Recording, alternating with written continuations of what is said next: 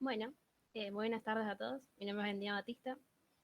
Soy ayudante del curso de bases bioquímicas del sistema nervioso. Y hoy lo que vamos a estar haciendo es vamos a hablar del metabolismo, relacionándolo con el sistema nervioso.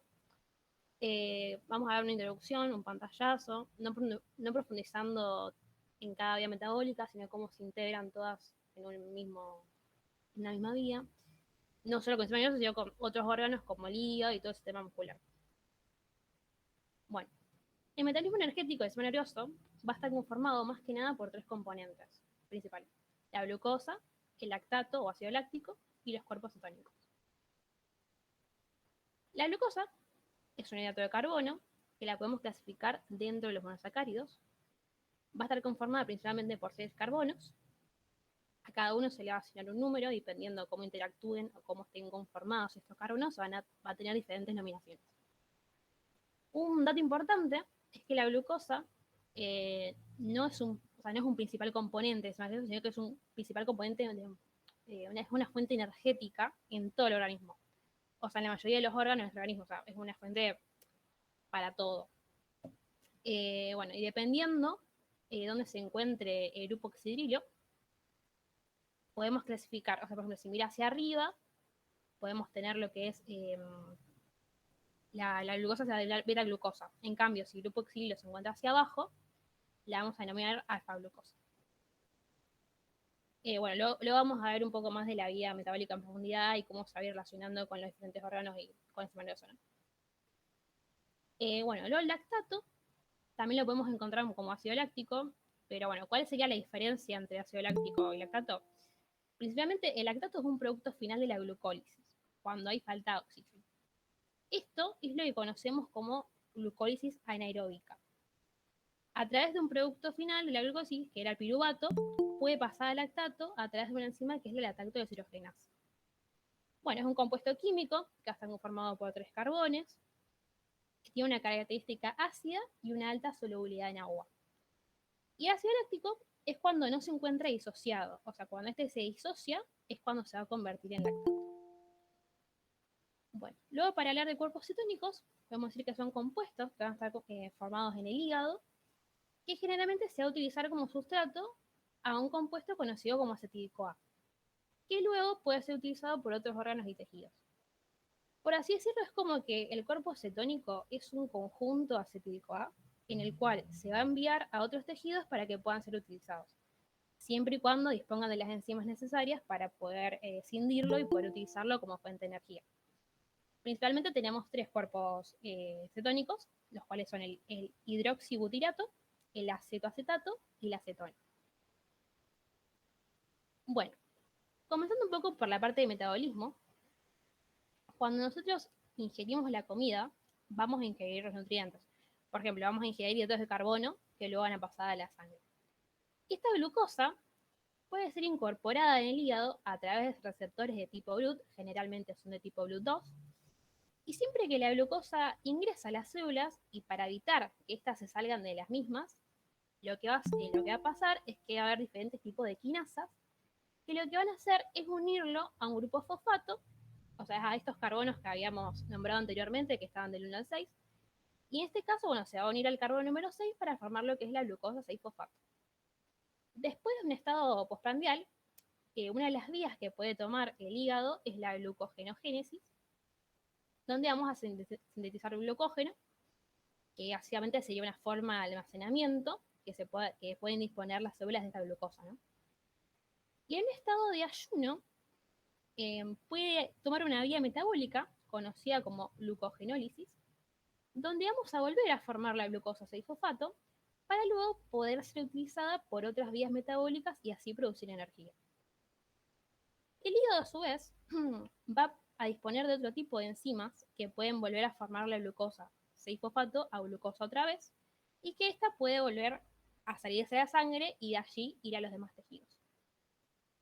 Si vamos hacia el músculo, eh, justamente esta glucosa puede dirigirse hacia otros órganos, como puede ser el músculo.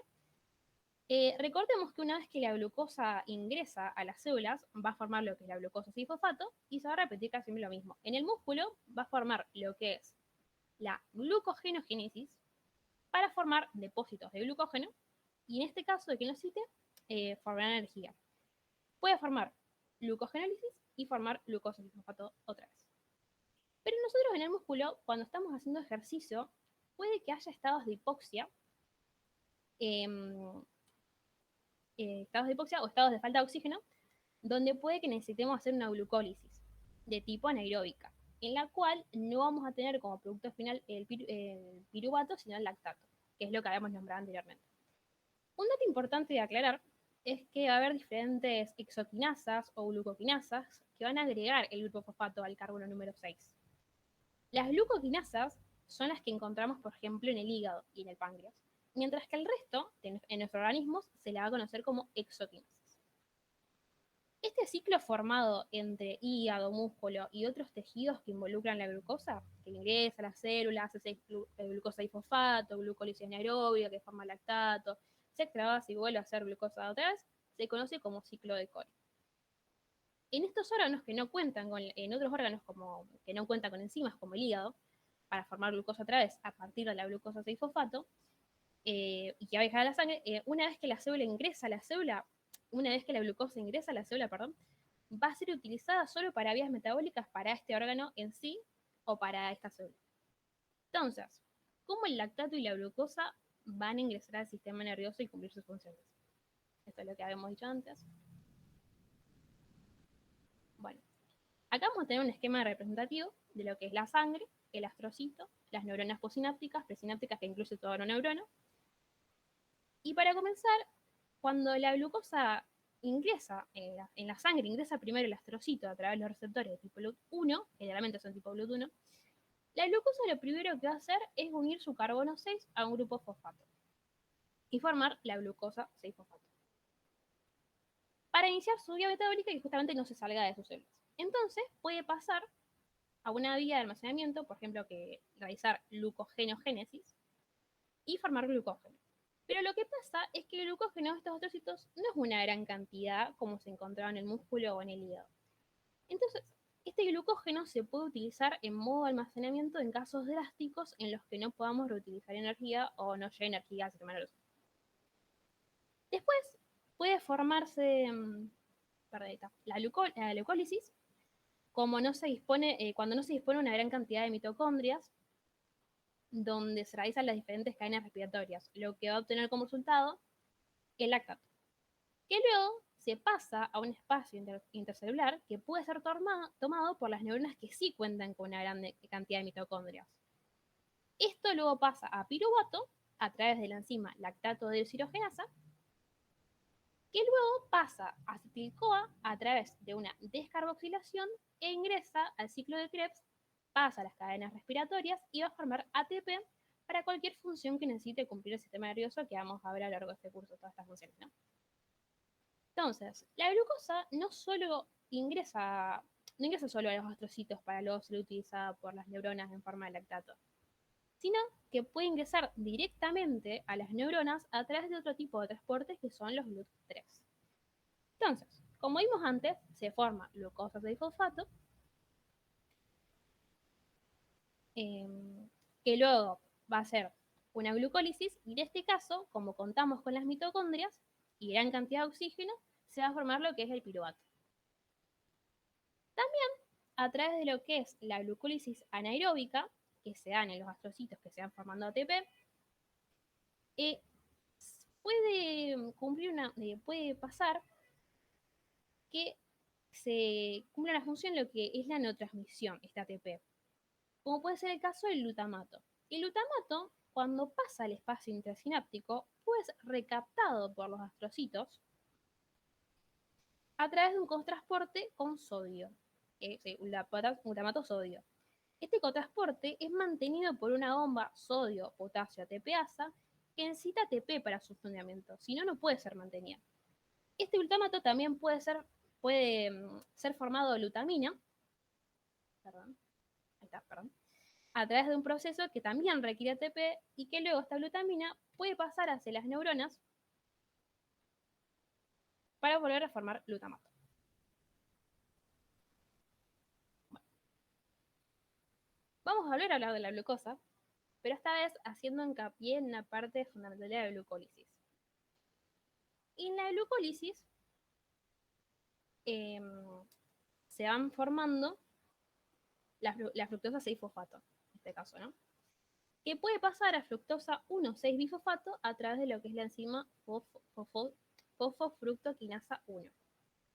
En algunas situaciones puede tomar otro camino a través de la enzima fosfofructoquinasa 2 y así formar un compuesto que es la fructosa 2,6-bifosfato. La función de este compuesto va a ser que básicamente que la función de la fosfofructoquinasa 1 tenga más habilidad o más función, o sea, como que aumente su actividad. Luego, a través de la glucólisis, va a pasar al lactato y va a hacer todo el proceso que describimos antes. Pero también todo este camino de la fosfofructoquinasa, fructosa 2-fosfato, puede ocurrir en las neuronas, pero lo hacen en una menor cantidad porque van a disponer de menos enzimas para realizar las glucólisis en las neuronas. Esto se debe a una particularidad que las neuronas deben tener un proceso glucolítico más controlado, porque si sus glucólisis son muy exageradas o producen mucho piruvato, muchas cadenas respiratorias, Krebs, etc., puede producir una serie de compuestos radicales libres que pueden dañar la membrana y dañar así la neurona. Un ejemplo sería, por ejemplo, el peróxido de hidrógeno. Lo que hicimos antes. Y bueno, como vimos al principio, en el músculo o cualquier órgano que pueda realizar glucólisis anaeróbica, tenemos los depósitos de glucógeno, que hacen glucogenólisis y forman glucosa 6-fosfato. La glucosa 6-fosfato podía tomar la vía glucolítica, la vía de la glucólisis, perdón, y en caso de no haber presencia de oxígeno se iba a formar lactato. Este lactato va a ir hacia la sangre y puede ingresar al sistema nervioso a través de unos transportadores conocidos como MCT2 o transportadores de monocarboxilatos. Estos transportadores se encuentran en los osteocitos, van a ingresar desde la sangre hacia los osteocitos, donde pueden ser de tipo 1 o tipo 2. El lactato puede pasar el espacio intracelular a través de un transportador que es el MCT4, y luego pueden ingresar a la neurona a través de un transportador MCT1 o 2. Y luego ingresa en la vía que explicamos anteriormente para finalmente generar ATP. Y para afinar los metabolismos de los cuerpos cetónicos. Como recordamos antes, los cuerpos cetónicos son sintetizados en el hígado, generalmente en estados de hipoxia, generalmente son utilizados por tejidos que tengan las enzimas necesarias, y en el sistema nervioso generalmente no se van a disponer de estas enzimas. O sea, en condiciones normales el sistema nervioso no las va a poseer. Pero durante estados prolongados de hipoxia o estados en el cual tenemos grandes cantidades de cuerpos cetónicos en sangre, cetoanemia o hipercetoanemia, va a empezar a haber una sobreproducción de estas enzimas para que puedan utilizar estos cuerpos cetónicos y así producir energía. Entonces, ¿cómo sería la vía propiamente? ¿Cómo se forma? Antes habíamos dicho que son un conjunto acetil-CoA. El hígado va a tomar dos acetil-CoA y a formarlos en conjuntos a través de una enzima que es la acetil-CoA acetiltransferasa, en lo que se conoce como acetoacetil-CoA. Acá lo que va a pasar es que perdemos una coenzima.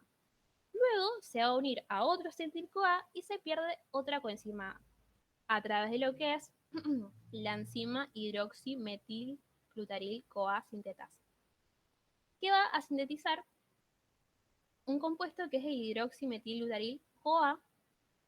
Este luego puede perder un acetil-CoA a través de una hidroximetilglutaryl-CoA liasa y va a formar lo que se conoce como el primer cuerpo cetónico o acetato, que es el que vemos acá.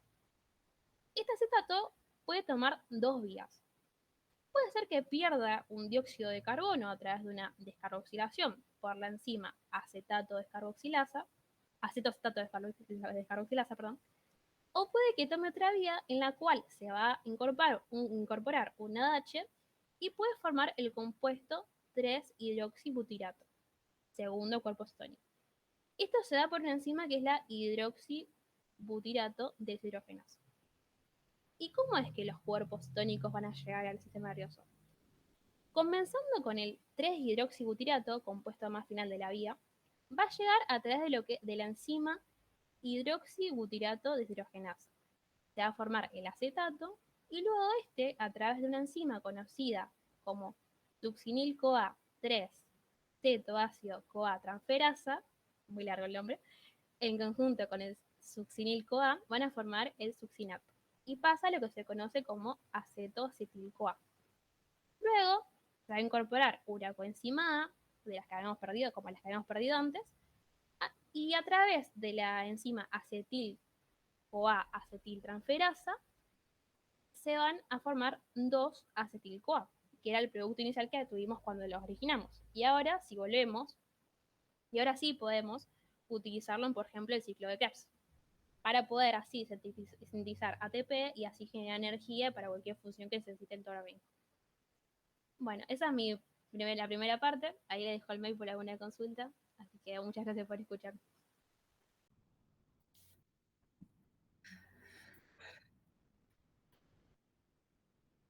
Bueno, mi nombre es Constanza Marchese.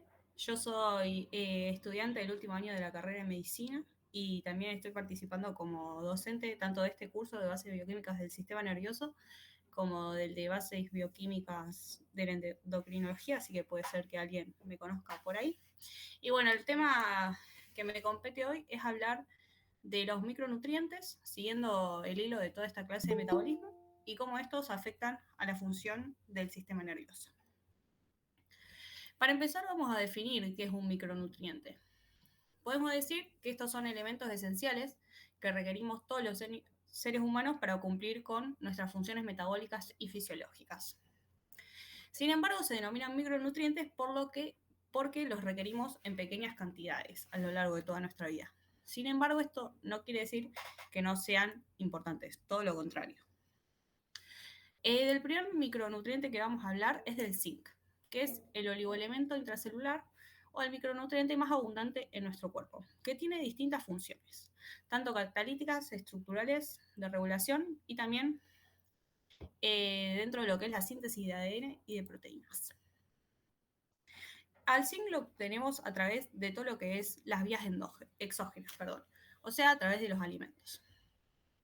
Este se encuentra en las carnes, en todas las carnes, ya sean las carnes magras, el pollo, los pescados, también en lo que son lácteos y huevos, también en cereales y harinas integrales y en lo que serían los frutos secos. Pero tenemos que tener en cuenta que la biodisponibilidad, o sea, la cantidad de zinc que se va a absorber por estos dos últimos, va a ser menor debido a que estos alimentos presentan lo que es ácido fítico, que genera que se absorba menor cantidad de zinc. El zinc principalmente se absorbe a nivel de lo que es el yeyuno, a través de un transporte que tiene el enterocito en el ribete en cepillo. Una vez que está en el enterocito, puede utilizarse por la propia célula, puede quedar almacenado dentro de unido a metaloproteínas, o puede ser vertido hacia el plasma, donde va a ser transportado hacia todos los tejidos a través de distintas proteínas. Algunas de ellas son la albúmina, la alfa-2 micoglobulina o la inmunoglobulina G. Una vez en sangre se va a distribuir por todos los tejidos. Sin embargo, no se conoce que haya un tejido que tenga, que sea el depósito de zinc, o sea, donde se encuentre todo el zinc. Lo que se sabe es que está en todos los tejidos, pero principalmente las mayores concentraciones están en lo que es hígado, riñón, músculo, piel y hueso. El zinc tiene distintas funciones, como pueden ver acá. Esto es un resumen, básicamente. La principal es que actúa como cofactor, o sea, como coenzima de un montón de enzimas. También, por lo tanto, está involucrado en un montón de procesos. También tiene muchas funciones estructurales porque se encuentra unido a las proteínas de la membrana, por lo tanto ayuda a estabilizar estas membranas. También regulan la apoptosis o la muerte celular, y es por eso que su déficit genera un aumento de la síntesis de proteínas y enzimas proapoptóticas, o sea que estimulan esta muerte, y también la formación de radicales libres, que también generan muerte celular. También se sabe que el zinc controla el crecimiento y proliferación celular, ya que interactúa con distintas hormonas y receptores. También se conoce su que fortalece al sistema inmunitario y que se encuentra involucrado en todo lo que es la captación de las sensaciones gustativas. Y ahora sí nos vamos a meter en cómo actúa el zinc en el sistema nervioso. Pero antes debemos saber que dentro de lo que es el cerebro está distribuido de dos maneras. El 80% está unido a las proteínas transportadoras, como vimos antes, la albúmina, la alfa-2 microglobulina, mientras que el 20% restante se encuentra en forma libre. De este 20% que está en forma libre, la mitad está en el espacio interneuronal, o sea, en el espacio entre dos neuronas, y la otra mitad se encuentra en las vesículas sinápticas, o sea, en vesículas, dentro de lo que son las neuronas glutamatérgicas, de las cuales vamos a hablar en la siguiente diapo. Las neuronas glutamatérgicas, como pueden inferir por su nombre, son aquellas que utilizan el glutamato como principal neurotransmisor. También son llamadas neuronas contenedores de zinc debido a las altas concentraciones que presentan de este en su citoplasma, como vimos en la diapo anterior de que el zinc se encontraba en las vesículas. Estas neuronas se encuentran principalmente distribuidas en lo que es corteza cerebral, hipocampo, amígdala y el bulbo olfatorio, y se los resalté a esto porque ya vamos a ver que el déficit de zinc puede generar alteraciones en la formación de estas neuronas a nivel de estos lugares que son donde más se encuentran. Y bueno, ustedes también se preguntarán cuáles son las funciones de la neurona glutamatérgicas, y lo que se sabe es que, como el glutamato es un neurotransmisor excitatorio, lo que hacen estas neuronas es encargarse de la potenciación de la memoria a largo plazo, del aprendizaje y también de los procesos cognitivos. Bueno, como ya dije anteriormente, el zinc se encuentra, y como podemos ver acá, si bien esta es una imagen de una sinapsis, nos sirve perfecto para explicar las funciones del zinc y del glutamato. El zinc se encuentra en estas vesículas almacenados junto al glutamato, y cuando llega un impulso excitatorio, se libera junto con el glutamato y interfiere en lo que es la propagación de la sinapsis o del impulso neuronal. Es por eso que una de las funciones del zinc en el sistema nervioso es permitir la prolongación del estímulo excitatorio, ya que modula la liberación de glutamato. Y otra de las cosas que hace es inhibir la acción de lo que es el GABA, que es un neurotransmisor inhibidor. Por lo tanto, sabemos que el zinc lo que hace es estimular el impulso excitatorio. Y bueno, como vimos que hay una relación estrecha entre el zinc y el glutamato, podemos decir que este micronutriente está involucrado en la sinapsis glutamatérgica y se relaciona con los procesos de mielinización, liberación de neurotransmisores, como expliqué anteriormente, y también con la modulación de la excitabilidad neuronal, y por lo tanto lo que nos va a dar que este nutriente participa activamente en lo que son los procesos cognitivos. Y ahora sí vamos a hablar de cuáles son las alteraciones que se pueden producir a nivel del sistema nervioso si tenemos un déficit de zinc. Se ha estudiado el déficit de zinc a lo largo de todas las etapas de la vida, así que vamos a ir hablando qué produce este déficit en cada una de ellas. Durante la embriogénesis, lo que se vio es que el déficit de zinc puede generar la disminución de la expresión de la anestina, que es una proteína que estimula la proliferación y diferenciación de las células madres neuronales. Por lo tanto, se puede ver que el déficit de zinc genera un inadecuado crecimiento y desarrollo del cerebro fetal. Una de las cosas que se producen son malformaciones fetales tanto a nivel del cerebro, médula espinal, ojo y tracto olfatorio. Y por eso les había resaltado anteriormente dónde estaban las neuronas glutamatérgicas, porque claramente si la mayor cantidad de neuronas glutamatérgicas están a estos niveles y es ahí donde se encuentra el zinc, claramente es lógico pensar que si tenemos déficit de zinc, estas estructuras son las que se van a ver afectadas. Y bueno, también se genera alteración en la neurotransmisión y la señalización celular. También en lo que es la etapa postnatal temprana, o sea, durante los primeros meses de vida, puede verse afectada todo lo que es la diferenciación de las neuronas estrelladas y de Purkinje y de los gránulos del cerebelo. También, mientras estuve investigando para hacer esta clase, encontré distintos estudios que hablaban de cómo podía afectar el déficit de zinc a los niños y los adolescentes.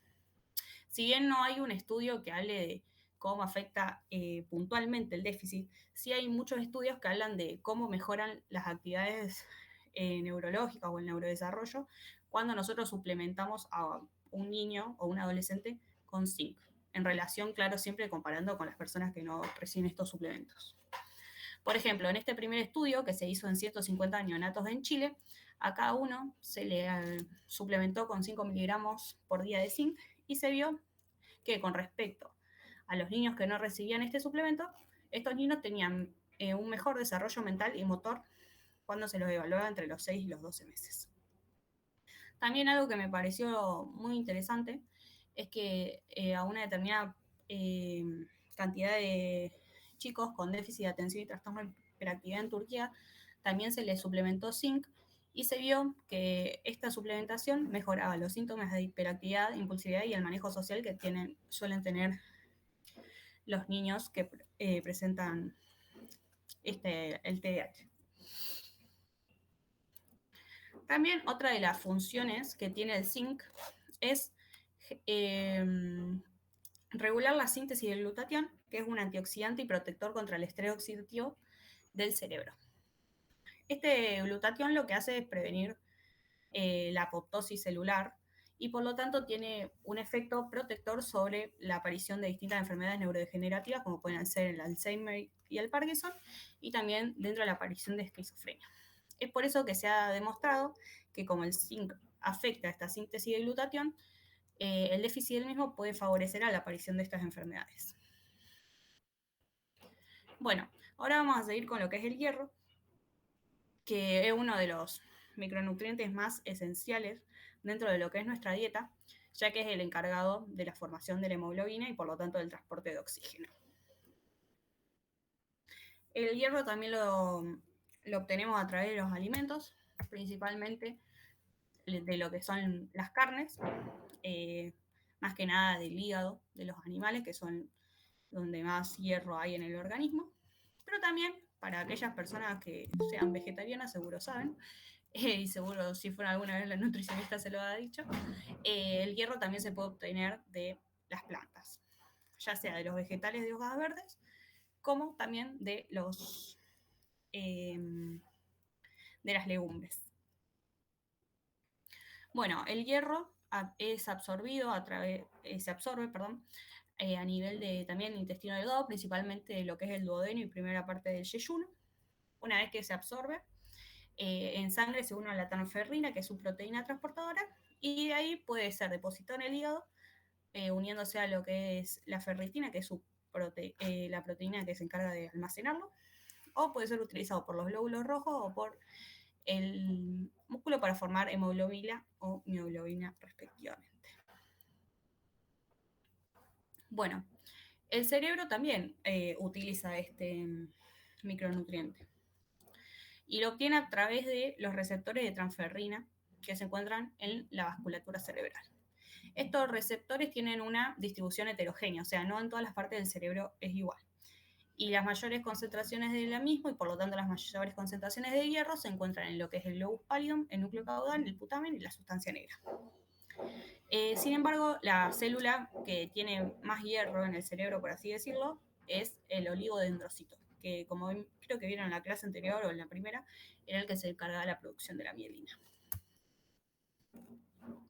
Y bueno, ahora sí hablando de lo que es el déficit de hierro, muchos deben saber que es el déficit nutricional más frecuente a nivel mundial y es la principal causa de anemia. Generalmente los pacientes o las personas que más sufren de este déficit son los niños, debido a que durante el crecimiento los requerimientos están aumentados y por ahí no se suplen con la dieta. También las mujeres en edad fértil, porque pierden hierro durante la menstruación, y las embarazadas, porque al igual que los niños, los requerimientos aumentan durante el embarazo.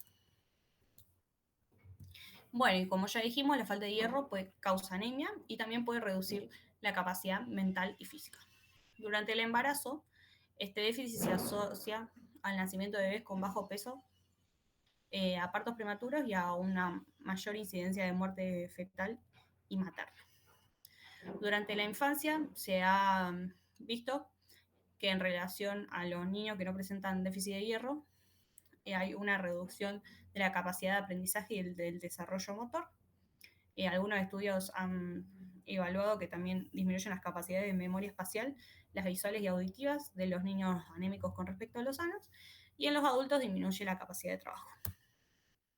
Y por último, pero no menos importante, vamos a hablar del yodo, que es uno de los es el micronutriente esencial para la síntesis de las hormonas tiroideas. Este también lo podemos encontrar en los alimentos, sin embargo, la concentración del mismo en estos alimentos depende del contenido de yodo en el suelo. Por ejemplo, si nosotros consumimos vegetales, por así decirlo, de un suelo que es pobre en yodo, claramente esos vegetales van a tener poco yodo y nosotros vamos a tener un déficit del mismo, si no lo consumimos de otra manera. El agua de mar también es rica en yodo, es por eso que los pescados y los mariscos son ricos en este nutriente. Y algo que debemos saber es que el yodo, nosotros en nuestro país lo consumimos básicamente a través de la sal, porque como hace muchos años salió una ley, se promulgó una ley, que es la 17.259, que lo que hizo fue exigirle a todas las marcas que comercializan la sal agregarle una fortificación de yodo con el fin de prevenir lo que es el bocio endémico. El yodo en los alimentos se encuentra ligado a los aminoácidos y se absorbe a través de también el tracto intestinal.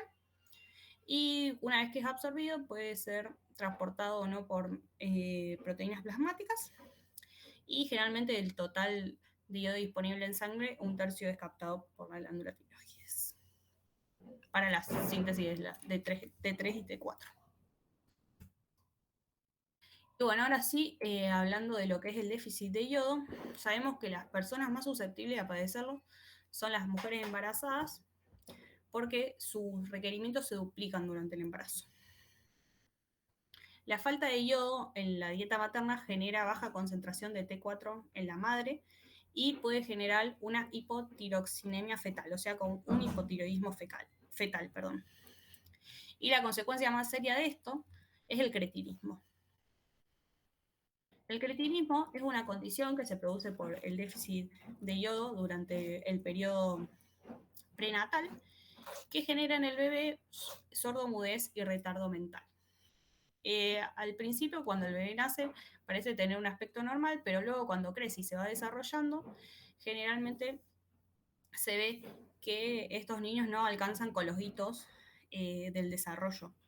Por ejemplo, a los 2 años, por ahí hay niños que no pueden caminar sin ayuda, cuando esto ya generalmente lo logran a partir del año y medio, y por ahí a los 3 no pueden ya emitir alguna palabra.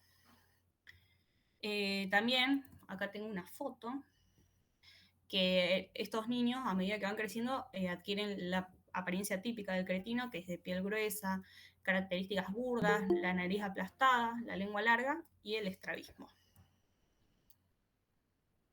Y bueno, acá en resumen tengo más manifestaciones clínicas del cretinismo, que incluirían el déficit mental, la apariencia característica como vimos en la foto, la incapacidad para caminar o hacerlo arrastrando los pies, o sea, alteraciones en todo lo que es la motilidad gruesa. También dificultades para controlar los movimientos de las manos y pies, o sea, todo lo que es motilidad fina. Pueden tener tiroides agrandada, pulso lento y débil, piel gruesa, y generalmente la edad ósea no es acorde a su edad. Y bueno, esto. Bueno, el tema que tenemos dentro de micronutrientes, vitaminas. Muy bien. Vamos a recordar brevemente algunos esquemas para entender bien el rol de las vitaminas. Este rectángulo representa un organismo vivo, podría ser una célula, ¿no es cierto? La célula recibe nutrientes, macro y micronutrientes. Los macronutrientes habitualmente sufren digestión, transformándose en moléculas más pequeñas. Estas moléculas más pequeñas en general entran a una serie de reacciones conocidas como catabolismo, que genera desechos, o sea, destruye las moléculas y produce energía. Y esta energía mantiene 3 procesos vitales de los organismos vivos. El anabolismo, es decir, la construcción de estructura, depósitos y otras biomoléculas que no son ni estructuras ni depósitos, como por ejemplo neurotransmisores. Y también es utilizar esa energía para el transporte activo y para el movimiento. Cuando falta esta energía, no se pueden hacer estas cosas y este organismo se muere.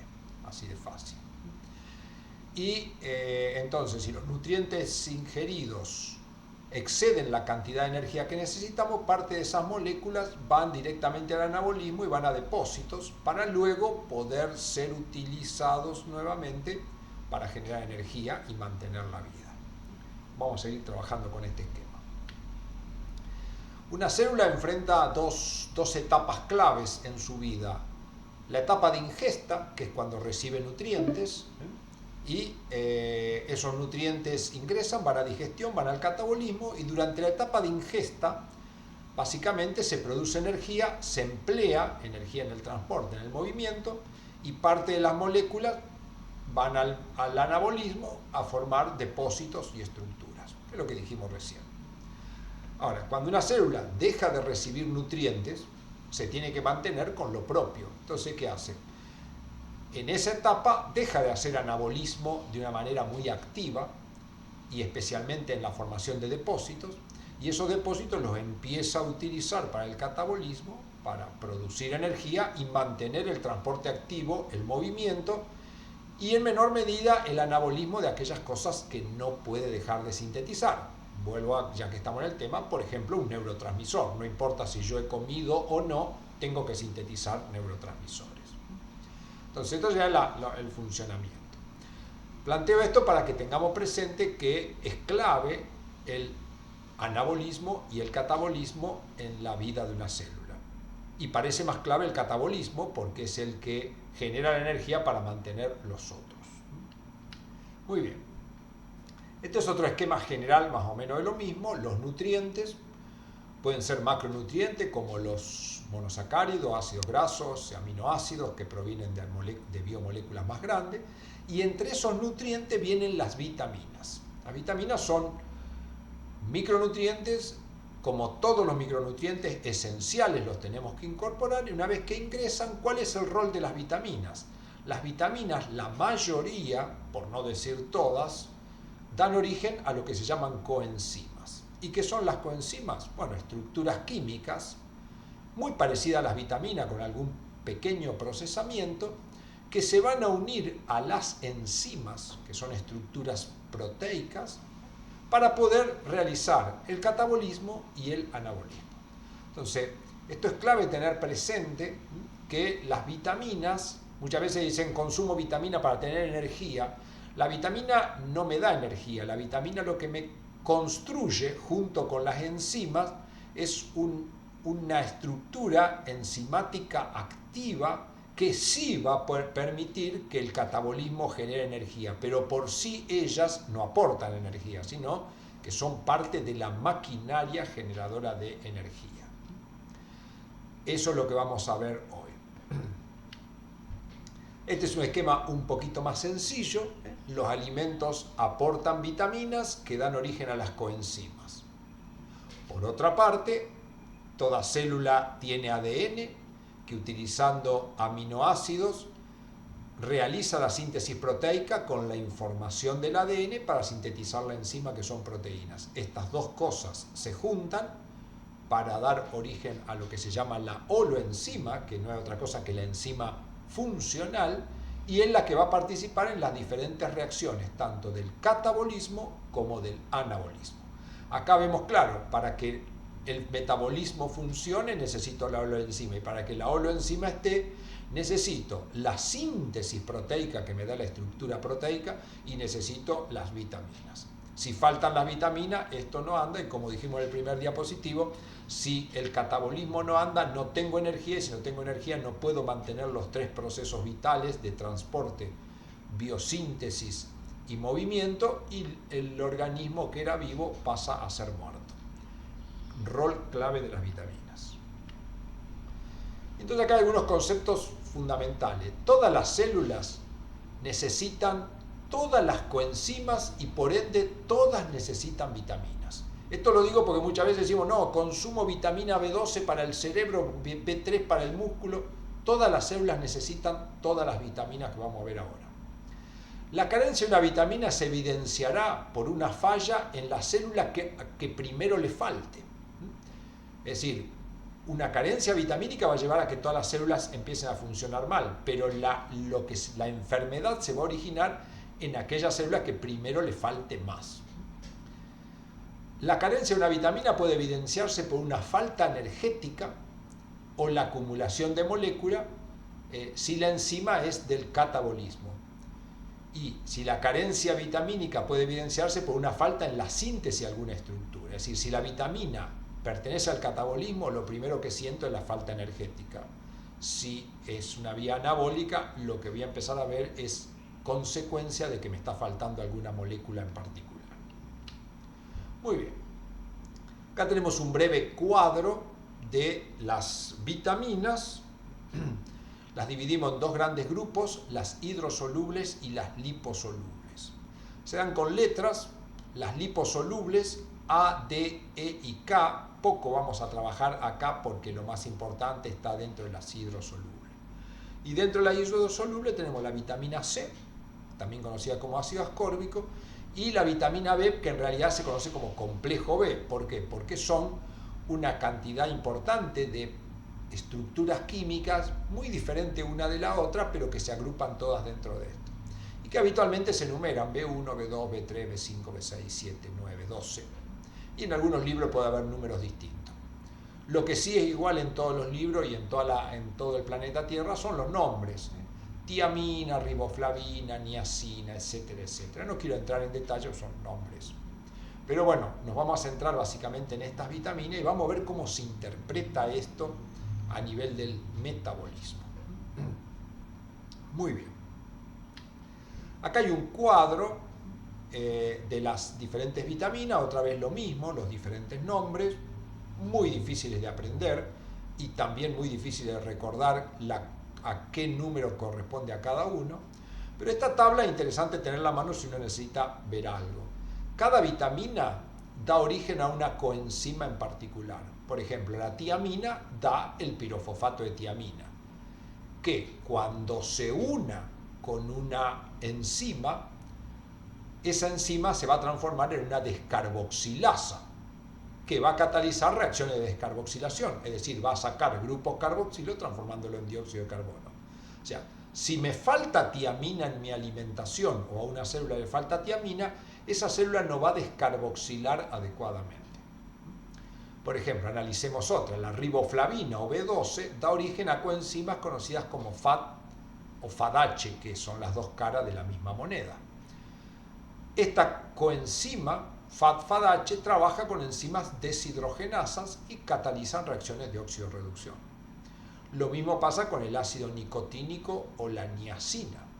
Muchas veces una vitamina van a ver que tiene más de un nombre.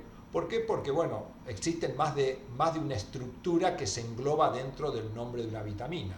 Por ejemplo, la vitamina B3 puede ser ácido nicotínico, puede ser niacina. Da origen al NADP y al NAD-fosfato que actúa con deshidrogenasas y reductasas. Y así podemos seguir con el listado que lo vamos a ir viendo a lo largo de las diapositivas siguientes. Esto es muy difícil de aprender, yo lo sé, por supuesto después de 42 años de dar química biológica, si no lo sé, me tendrían que haber echado ya hace rato. Pero no es necesario estudiarlo, esta tabla la puedo encontrar ya en esta altura del partido, poniendo vitaminas en Google y voy a tener tablas muy variadas con toda la información. Este es un esquema del metabolismo general. Y resalté en color amarillo o gris las reacciones que son propias del sistema nervioso, especialmente de la neurona o de las células de la neuroglia. Las células del sistema nervioso en general utilizan glucosa, con el cual pueden formar piruvato y lactato, y hacen descarboxilación oxidativa del piruvato generando acetil-CoA, y este acetil-CoA entra al ciclo de Krebs generando dióxido de carbono. Esto es la vía principal productora de energía. Acá se generan en el ciclo de Krebs moléculas de NADH y FADH fundamentalmente, que van a la cadena respiratoria donde, utilizando oxígeno, se genera ATP. Esa forma de obtener energía. Como vimos en las presentaciones anteriores, también se puede almacenar energía como glucógeno para luego ser utilizada, sin la eficiencia que lo hace el músculo y el hígado, pero se puede almacenar glucógeno. Y también las células del sistema nervioso pueden sintetizar fosfolípidos y ácidos grasos, especialmente para constituir sus vainas, las vainas de mielina, ¿no es cierto? La mielinización de los axones. Entonces vamos a ir analizando algunas, dónde juega la vitamina, pero lo que quiero más que de presentarlo y estudiarlo es ver cómo se razona. Para eso tengo que utilizar el cuadro que tenía antes y mirar la vía metabólica. Por ejemplo, la glucólisis. Es una vía que toma la glucosa, la transforma en piruvato, es decir, la rompe. Acá la vemos escrita. No me tengo que complicar ni con las estructuras ni con los nombres. Yo lo que sé es que cada vitamina da origen a una coenzima que juega con una enzima en particular. Entonces, si yo miro cuidadosamente esto, teniendo la tabla al lado, acá me encuentro con una enzima que es una deshidrogenasa que utiliza NAD. Y en la tabla que habíamos visto hoy, el NAD y el NADH se originan a partir de una vitamina que es el ácido nicotínico o la niacina, conocida como vitamina B3. Entonces, primer razonamiento. Si yo tuviera un déficit de vitamina, solo pensemos que tuviéramos un déficit de vitamina B3 y tenemos la vista puesta en la glucólisis, sabemos que al no haber vitamina B3 no voy a tener los niveles de NAD adecuados para que esta enzima que tengo acá, gliceraldehído 3-fosfato deshidrogenasa, vamos a poner un lápiz, esta enzima se configure adecuadamente y catalice esta reacción. Entonces, si hubiera un déficit, supongamos un déficit total de B3, esta reacción no va a ocurrir, no porque falte la proteína, sino porque está faltando la coenzima, y entonces esta reacción que tenía que ocurrir en este sentido, terminando generando piruvato para después ir a la descarboxilación oxidativa y al ciclo de Krebs, no va a ir. Se va a acumular esto dentro de la célula, hasta donde llegué, y esto va a faltar. Y entonces, obviamente, eso va a llevar a grandes problemas. ¿Por qué? Y porque este piruvato debería ir luego a ciclo de Krebs, generar coenzimas para poder producir energía. Entonces, eso cómo se razona. Veamos otro. La descarboxilación oxidativa es una reacción que va de piruvato hasta acetil-CoA, ¿no es cierto?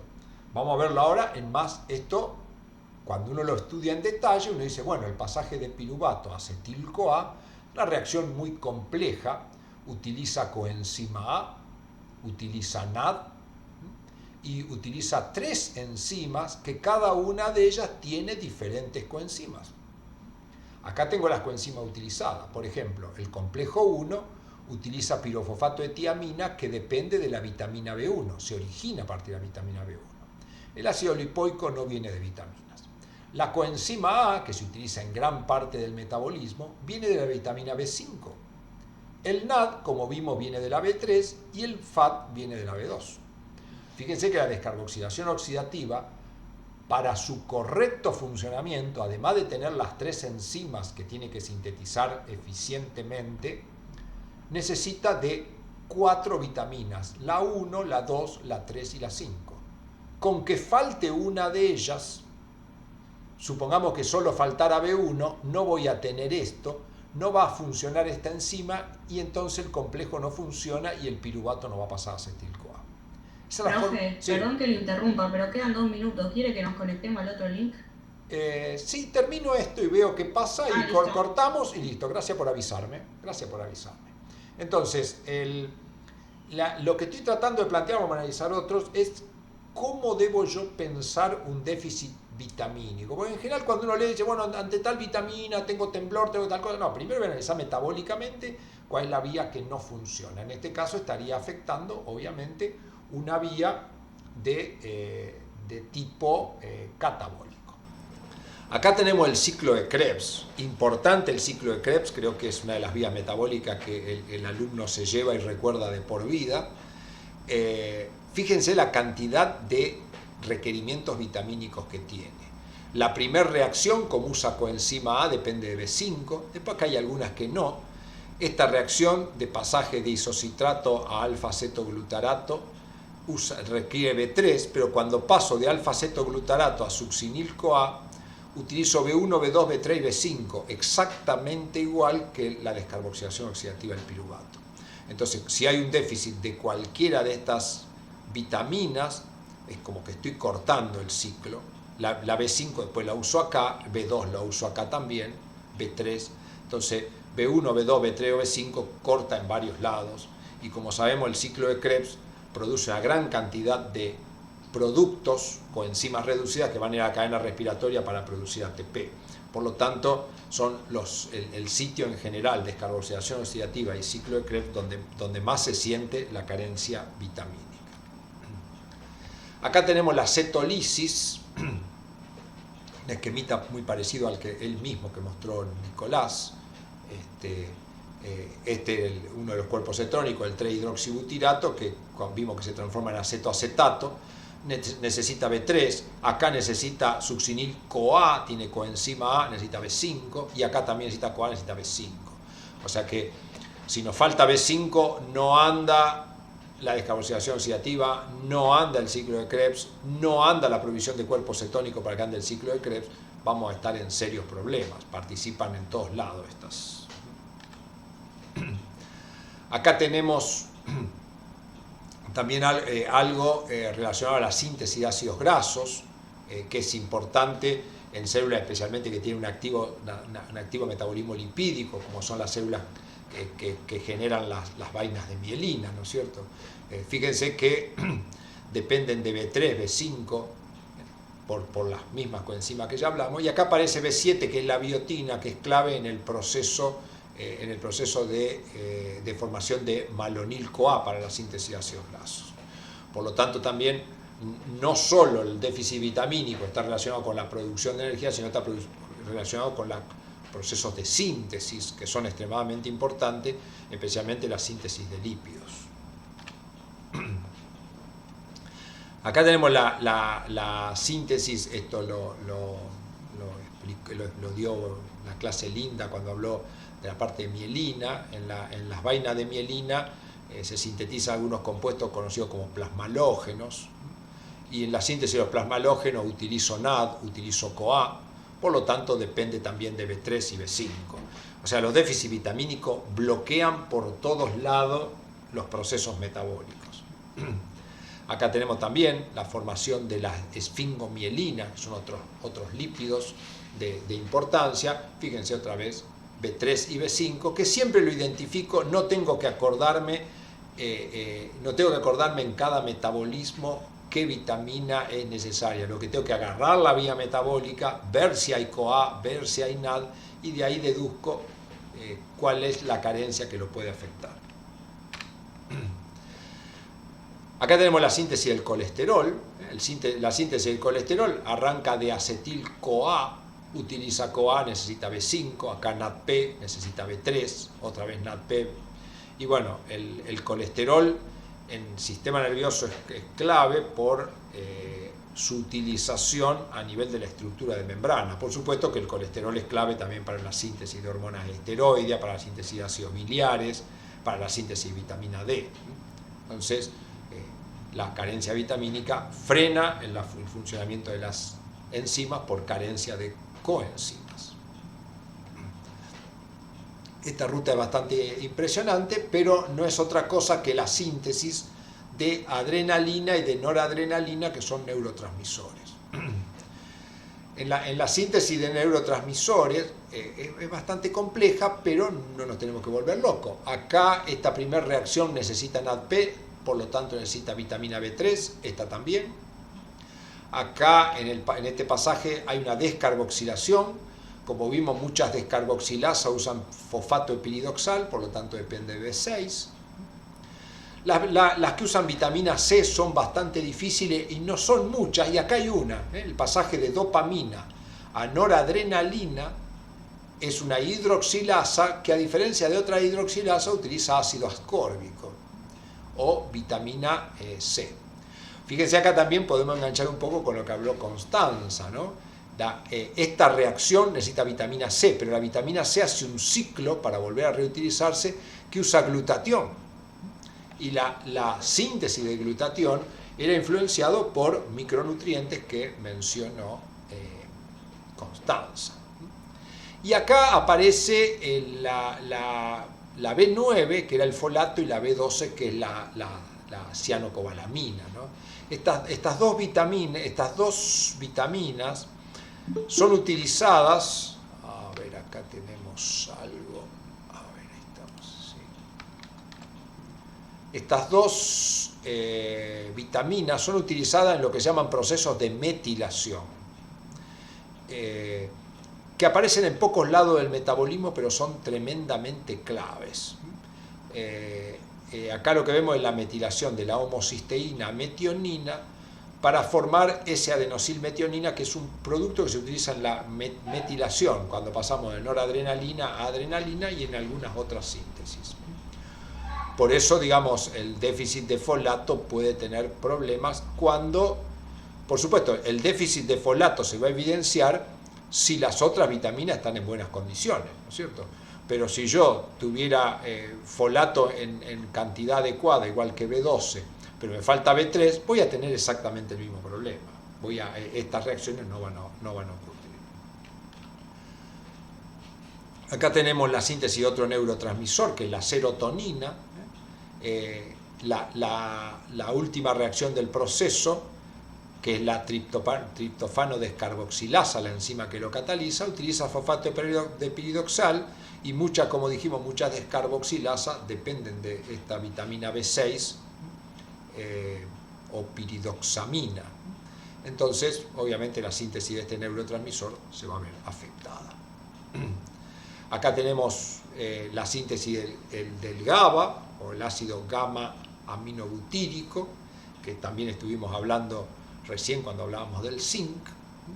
El zinc podría afectar las sinapsis en las que participan estos neurotransmisores, pero fíjense que la síntesis de ácido gamma aminobutírico a partir de glutamato utiliza una enzima que es la glutamato descarboxilasa, que usa fosfato epiridoxal porque descarboxila, también depende de B6. Yo creo que no hay sitio que no dependa de las vitaminas. Bueno, y eso ha sido todo por hoy. Así que bueno, muchas gracias.